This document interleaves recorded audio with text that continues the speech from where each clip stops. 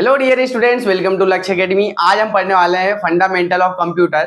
Fundamental of computer जो होता है, आपको किसी भी व्यक्ति को पढ़ना होता है जो कि बेसिक कंप्यूटर कर रहा है, डीसीए कर रहा है, पीजीडीसीए कर रहा है, चाहे वो बीटेक, बीई, बीसीए, एमसीए, चाहे भले ही वह क्यों पीएचडी क्यों ना किया हुआ हो, उसको बेसिक में सारी चीजें यही पढ़ना होता है। तो उन्हीं को हम समझने वाले हैं। यहाँ पर कुछ कुछ बेसिक क्वेश्चंस लिखे हुए हैं मैंने कि किस टाइप से क्वेश्चंस यहाँ पर बनते हैं, उनके बारे में आप क्वेश्चन देख पा रहे हैं। जैसे इसमें हम पढ़ने वाले हैं कंप्यूटर सिस्टम के कंपोनेंट कौन कौन से होते हैं, कंप्यूटर सिस्टम की विभिन्न प्रकार की जो विभिन्न पीढ़ियां हुई है, जनरेशन हुई है, वह कौन कौन सी होती है, उन्हें देखने वाले हैं। चौथा क्वेश्चन आप देख पा रहे हैं, मेमोरी के बारे में समझेंगे। कंप्यूटर में कितनी मेमोरी होती है, प्राइमरी मेमोरी क्या होता है, सेकेंडरी मेमोरी क्या होता है, इन सभी चीजों को हम समझेंगे। स्टोरेज डिवाइसेस क्या होती है आपकी, कितने प्रकार की होती है, फ्लॉपी डिस्क क्या होती है, हार्ड डिस्क क्या होती है ना, एसएसडी क्या होता है जिसे हम बोलते हैं सॉलिड स्टेट ड्राइव बोलते हैं, एचडीडी क्या होता है, इन सभी चीजों के बारे में समझते हैं। तो यहाँ पर आप देख पा रहे हैं पहला क्वेश्चन लिखा हुआ है, जो कंपोनेंट होते हैं कंप्यूटर के वह कौन कौन से होते हैं। तो आप देख पा रहे हैं यहाँ पर हम एक फ्लो चार्ट है या ब्लॉक डायग्राम जिसे कहते हैं वह है, उसे समझ लेते हैं। तो आप यहाँ पर पहला देख पा रहे हैं, जैसे यहाँ पर है इनपुट यूनिट। इनपुट यूनिट क्या होता है, जब हम किसी सिस्टम को या सीपीयू को आदेश दे रहे होते हैं उन्हें बोलते हैं हम इनपुट यूनिट या इनपुट डिवाइसेस कहते हैं। फिर जो हमने इनपुट किया है, डाटा इनपुट किया है, उसकी यहाँ पर क्या होगी, प्रोसेसिंग होगी। क्या होगा, प्रोसेसिंग होगी, जो कहां पर होगी, सीपीयू के अंदर, जिसे हम बोलते हैं सेंट्रल प्रोसेसिंग यूनिट। आप देख पाते हैं कैबिनेट होता है, आपने जनरली एक बॉक्स देखा होगा जिसे हम सीपीयू बोलते हैं। सीपीयू के अंदर ही क्या होता है, मेमोरी यूनिट लगी हुई होती है, कंट्रोल यूनिट लगी हुई होती है और एएलयू लगा हुआ होता है जिसे हम बोलते हैं अरिथमेटिकल लॉजिकल यूनिट जिसे हम कहते हैं। फिर इसके बाद आप देख पा रहे हैं आउटपुट लिखा हुआ है, आउटपुट यूनिट होती है या फिर आउटपुट डिवाइसेस होती है। ये क्या करते हैं, इसे समझने के लिए आप बोलेंगे जो आपने इनपुट दिया है, फिर आपका डेटा प्रोसेस हुआ है और उसका जो फाइनल रिजल्ट आपको मिलेगा उसे ही हम कहते हैं आउटपुट। और जो आउटपुट आपको डिवाइस देगी उसे हम बोलते हैं आउटपुट डिवाइसेस कहते हैं। ठीक है, चलिए आगे बढ़ते हैं हम। यहाँ पर आप देख पा रहे हैं जैसे इनपुट डिवाइसेस क्या होती है। तो इनपुट डिवाइसेस वे डिवाइस होती है जो हमारे निर्देशों या आदेशों को कंप्यूटर के मस्तिष्क तक पहुंचाते हैं। कंप्यूटर का मस्तिष्क क्या होता है, जिसे हम बोलते हैं सीपीयू। क्या बोलते हैं, सीपीयू, सेंट्रल प्रोसेसिंग यूनिट हम कहते हैं, है ना। यहाँ पर कुछ प्रकार की आपको डिवाइसेस दी गई है, जैसे कीबोर्ड है, माउस है, टच स्क्रीन, डिजिटल कैमरा है, स्कैनर है, बीसीआर है, मतलब बारकोड रीडर होता है। यहाँ पर आप प्रॉपर सभी की इमेजेस देख पा रहे हैं। जैसे यहाँ पर ये क्या है, आपका स्कैनर है, ठीक है। ये यहाँ पर डिजिटल कैमरा बताया गया है, ठीक है, ये डिजिटल कैमरा बताया गया है। ये कीबोर्ड है आपका, और ये क्या है, आपका माउस है। माउस का काम क्या होता है, आपका जो कर्सर होता है उसको क्या करना होता है, कंट्रोल करना होता है। माउस जो होता है आपका क्या करता है, कर्सर को आपके कंट्रोल करने का काम करता है। अगली स्लाइड में आप देख पा रहे हैं सीपीयू के बारे में लिखा हुआ है। सीपीयू क्या होता है, हम सीपीयू के फुल फॉर्म की बात करें, पूरा नाम क्या होता है, तो इसे हम कहते हैं सेंट्रल प्रोसेसिंग यूनिट। यह कंप्यूटर का सबसे महत्वपूर्ण भाग होता है जहां पर सारी प्रोसेसिंग होती है। आपका इनपुट डाटा क्या आया है, उसका आउटपुट क्या निकलेगा, ये सारी यहाँ पर प्रोसेस होती है। आप देख पा रहे हैं इसका कार्य, जो प्रोग्राम्स होते हैं उनको क्या करना होता है, क्रियान्वयन करना होता है, मतलब एग्जीक्यूट करना होता है कि आपने जो आदेश दिया है उस पर क्या प्रोसेसिंग होगी, उसका आउटपुट क्या मिलेगा, वह होता है इसके अंदर। ठीक है, सीपीयू कंप्यूटर के सभी भागों जैसे मेमोरी, इनपुट, हम जो आप ब्लॉक डायग्राम देखा था, हमने फ्लो चार्ट देखा था, उसके अंदर इसके बारे में पढ़ चुके हैं। जैसे इनपुट यूनिट, मेमोरी होती है उसके अंदर, है ना, आउटपुट डिवाइसेस कनेक्टेड होती हैं। इसके जो सीपीयू होता है, इसके कितने 3 भाग बताए गए हैं। एलयू जिसके बारे में हम पढ़ चुके हैं, अरिथमेटिक लॉजिकल यूनिट होता है, दूसरा मेमोरी, और सीयू होता है जिसे हम बोलते हैं कंट्रोल यूनिट, है ना। चलिए आप यहाँ पर ये देख पा रहे हैं, जनरली ये इतना बड़ा सीपीयू नहीं होता है। सीपीयू जो होता है आपका जनरली छोटा सा होता है, एक चिप होती है। क्या होता है, चिप होती है। ये सिर्फ आपका जो ऊपर भाग दिख रहा है, बॉक्स दिख रहा है, इसे हम बोलते हैं कैबिनेट कहते हैं। ठीक है, अभी इसके अंदर क्या क्या चीजें होते हैं उन्हें भी हम डिटेल में समझेंगे। अभी देखते हैं एएलयू क्या होता है। ये आपके अरिथमेटिक लॉजिकल यूनिट होता है, जिसको क्या काम करता है, आपका जो डाटा होता है उसकी अंकगणितीय जो क्रियाएं होती है, मतलब जोड़ना, घटाना, आपने जो क्रियाएं दी होंगी, भाग करना, उनका क्या करता है, तार्किक क्रियाओं का ऑपरेशन करता है, मतलब जो लॉजिकल ऑपरेशंस होते हैं उनको ये करता है, जिसे हम एएलयू बोलते हैं।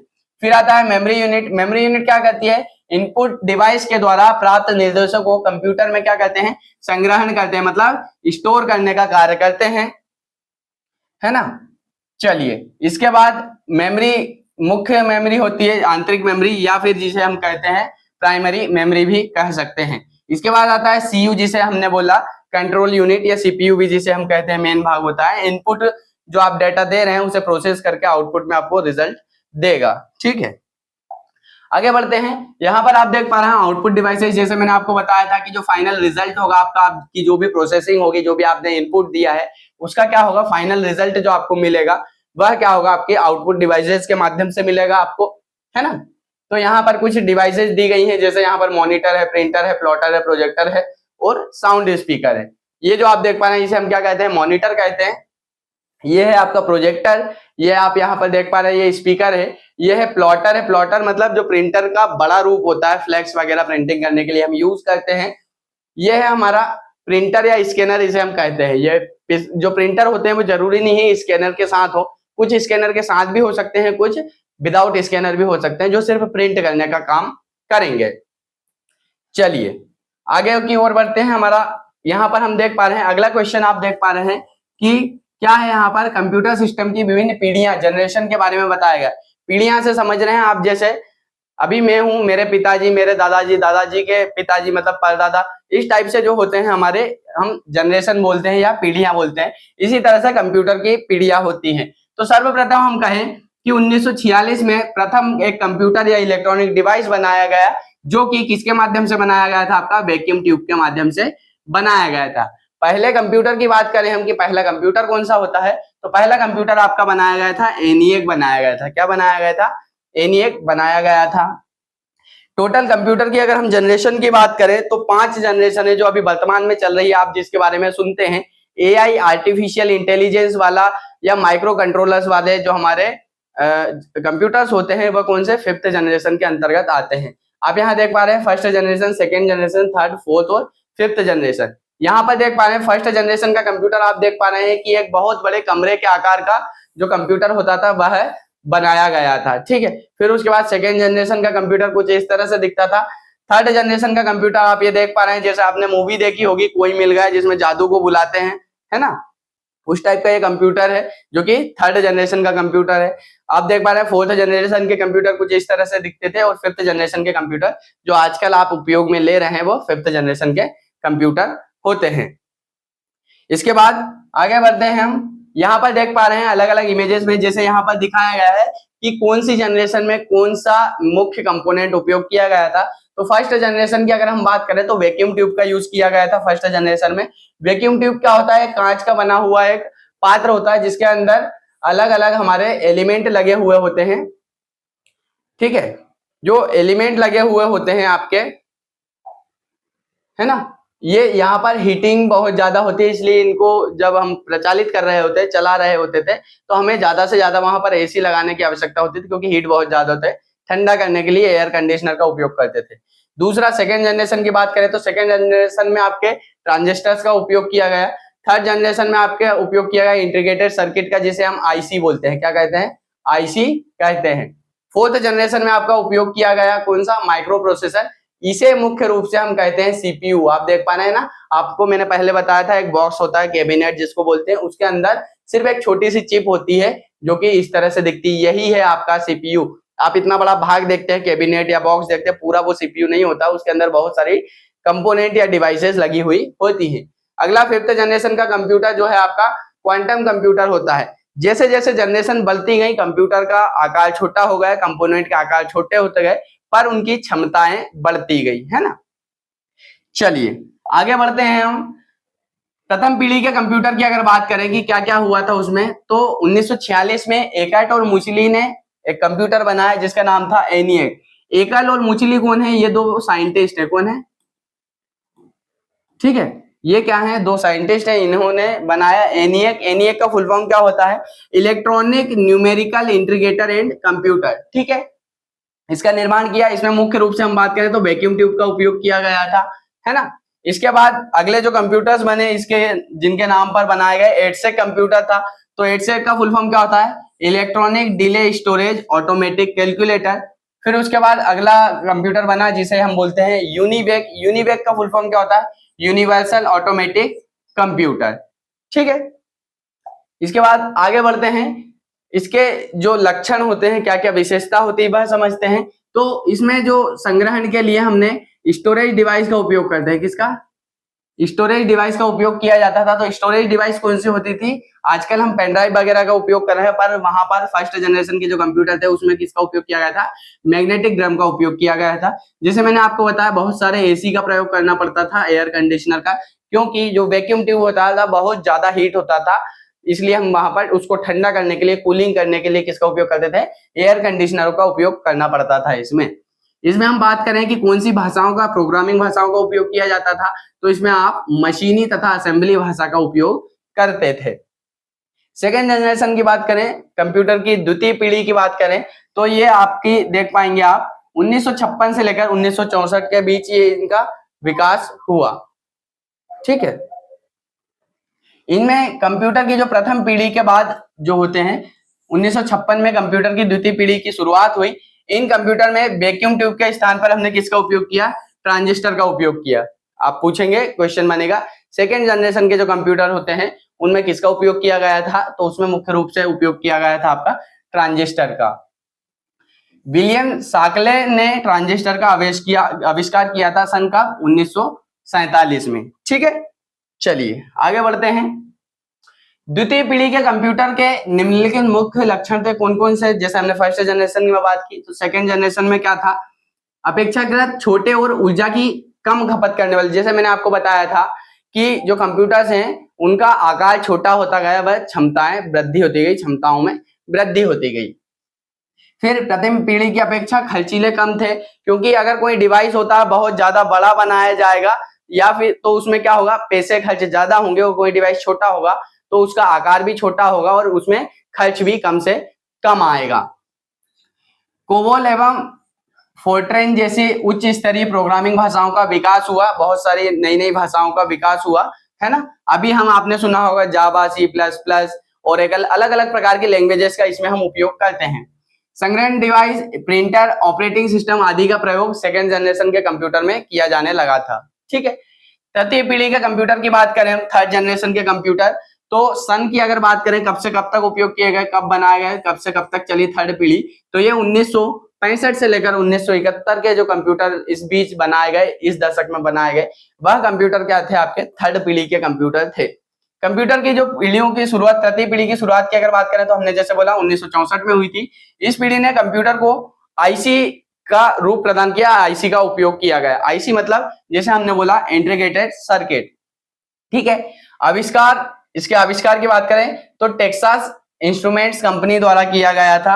एक अभियंता जिनका नाम था, अभियंता का मतलब था इंजीनियर, जैक किल्वी द्वारा किया गया था। किसने किया था? जैक किल्वी द्वारा किया था। कंपनी का नाम क्या था?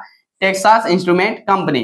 इस पीढ़ी के कंप्यूटर में ICL 2903, ICL 1900 प्रमुख थे, जो ट्रांजिस्टर थे या फिर हम बोले माइक्रो प्रोसेसर थे, उनका जो आपके आईसीज थे उनका प्रयोग किया गया। ठीक है, आगे बढ़ते हैं।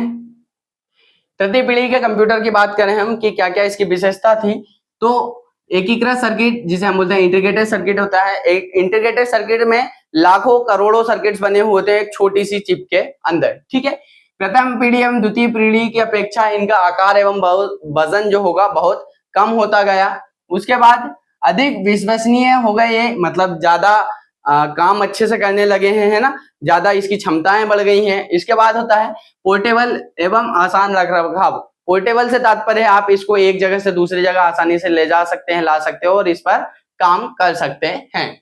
इसके बाद अगला था उच्च स्तरीय भाषाओं का प्रयोग किया गया बृहद रूप से, मतलब बहुत ज्यादा इनका उच्च स्तरीय जो भाषाएं उनका प्रयोग किया जाने लगा। कंप्यूटर की चतुर्थ पीढ़ी की बात करें हम, फोर्थ जनरेशन की बात करें, तो ये कब रहा आपका 1971 से लेकर 1985 के बीच इसमें इनका विकास हुआ। इन पीढ़ी के कंप्यूटर्स को हम क्या बोलते हैं? चतुर्थ श्रेणी के कंप्यूटर कहते हैं। ठीक है, यहां पर जो होता है आईसी जो होती है, आईसी का प्रयोग किया गया और अधिक विकसित हो गया, जिसे विशाल एकीकृत सर्किट, लार्ज इंटीग्रेटेड सर्किट कहा जाता है। इंटीग्रेटेड सर्किट लगभग यहाँ पर आप देख पा रहे हैं 3 लाख ट्रांजिस्टरों के बराबर कार्य कर सकता है। एक ही जो आईसी होती है आपकी, वह कितने के बराबर काम कर सकता है?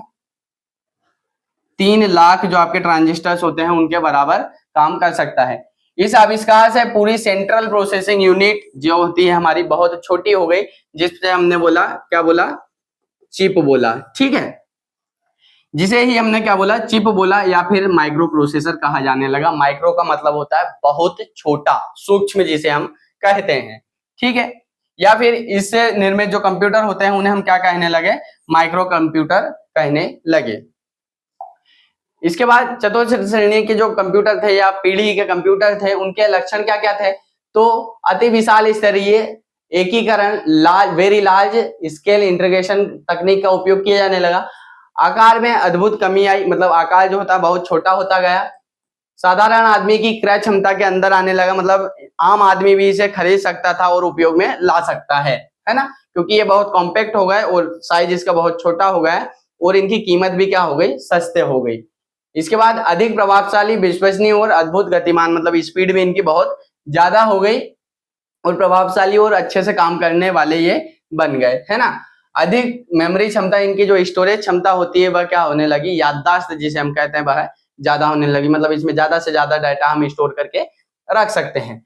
5th जनरेशन के कंप्यूटर की बात करें, पंचम पीढ़ी के कंप्यूटर की, तो 1985 से जो पीढ़ी स्टार्ट हुई है, कंप्यूटर के विकास हुए हैं, उनसे अभी तक जो चल रही है ना, अब तक जो पीढ़ी चल रही है वो कौन सी जनरेशन के? आपके 5th जनरेशन के आपके कंप्यूटर होते हैं। क्या होते हैं? 5th जनरेशन के आपके कंप्यूटर होते हैं। देख पा रहे हैं आप, ठीक है। इसके बाद ये जो कंप्यूटर होते हैं शक्तिशाली और उच्च तकनीक के कंप्यूटर होने लगे। इसमें हम किसका उपयोग किया जाने लगा? एआई का उपयोग किया जाना है, जिसे हम बोलते हैं कृत्रिम बुद्धिमत्ता हम कहते हैं। ठीक है, इनका उपयोग हम कहां कहां कर रहे हैं आजकल? विशिष्ट क्षेत्र में, मूल रूप से अकाउंटिंग, इंजीनियरिंग, भवन निर्माण, अंतरिक्ष तथा दूसरे कई प्रकारों में रिसर्च के कामों में इनका उपयोग हम कर पा रहे हैं। इनके विशेषता की बात करें, ठीक है, 5वीं पीढ़ी के कंप्यूटर की बात करें, विशेषता की अगर बात करें तो कंप्यूटर के विभिन्न आकार जो होते हैं, साइजेस होते हैं, आवश्यकता के अनुसार आकार संरचना को तैयार किया जाता है। हमें जिस प्रकार का कंप्यूटर चाहिए उस टाइप का हम कंप्यूटर बना सकते हैं। आप यहाँ पर देख पा रहे हैं, मॉडलों की बात करें तो डेस्कटॉप होता है, लैपटॉप होता है, पाम टॉप होता है और भी कई प्रकार के कंप्यूटर होते हैं। मोबाइल भी एक प्रकार का आपका कंप्यूटर ही है, पर बहुत आकार इसका कॉम्पैक्ट होगा, इसलिए हम इसे मोबाइल कहते हैं। ठीक है, इसके बाद कुछ इसकी विशेषताओं में, पंचम पीढ़ी के कंप्यूटर जो होते हैं, 5वीं पीढ़ी के कंप्यूटर, इंटरनेट उपलब्ध होने लगा, अंतरराष्ट्रीय एक जाल, संजाल जिसे हम कहते हैं इंटरनेट। यहाँ पर दुनिया भर के कंप्यूटर को एक साथ जोड़ दिया जाता है और उनमें उपलब्ध जानकारी को हम हासिल कर सकते हैं। जैसे अलग अलग घर पर, आपके घर पर बैठकर ही आप अलग अलग क्षेत्रों से जुड़ी जानकारी प्राप्त कर सकते हैं। अपने स्वास्थ्य, चिकित्सा, विज्ञान, कला एवं संस्कृति आदि से संबंधित जानकारी आप विविध रूप से बहुत सारी जानकारी यहाँ पर प्राप्त कर सकते हैं। मल्टीमीडिया क्या होता है? आप ध्वनि, साउंड, ग्राफिक, मतलब जो दृश्य चित्र होते हैं, आप इमेजेस देख पाते हैं या फिर टेक्स्ट देख पाते हैं, पाठ जो कुछ लिखा हुआ होता है मूल रूप से शामिल होते हैं, जिसे हम क्या कहते हैं? इसे ही कहते हैं आप मल्टीमीडिया कहते हैं। चलिए, इसके बाद अगले वीडियो में 3rd क्वेश्चन में हम डिस्कस करेंगे क्या है आपका कंप्यूटर के प्रकार, कितने प्रकार के होते हैं। वीडियो अच्छा लगा हो तो वीडियो को लाइक करेंगे, चैनल को पहली बार विजिट करें हैं तो चैनल को सब्सक्राइब करेंगे। Thanks for watching.